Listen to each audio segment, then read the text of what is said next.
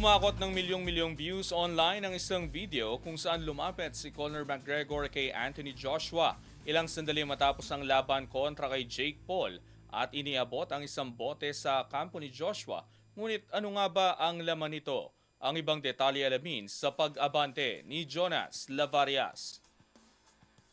Kumalat sa social media ang isang video kung saan makikitang inalok ni Conor McGregor nang inumin si Anthony Joshua ilang sandali matapos ang panalo nito kontra kay Jake Paul. Ang naturang clip ay lumabas matapos patigilin ni Joshua si Paul sa ika-6 na round ng kanilang heavyweight bout. Makikita sa video si McGregor na lumapit sa loob ng ring area at iniabot kay Joshua ang isang bote habang napapalibutan ng mga opisyal, miyembro ng kampo at ng media. Ibinahagi ang video ng Combat Sports account na Freak.MMA na pabirong inilarawan ang eksena bilang rehydrating para kay Joshua gamit ang beer. Bagamat hindi opisyal na kinumpirma kung ano ang laman ng bote, mabilis na umani ng milyon-milyong views at libo-libong reaksyon ng post. Kilala si McGregor sa kanyang makulay na personalidad at madalas na presensya sa malalaking combat sports event kahit wala siya sa mismong laban. Nagatid ang naturang eksena ng halo-halong reaksyon mula sa mga tagahanga. May mga naaliw sa magaan na sandali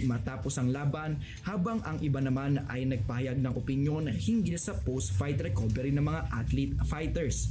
Ako, si Jonas Lavarias, Abante Sports, now na!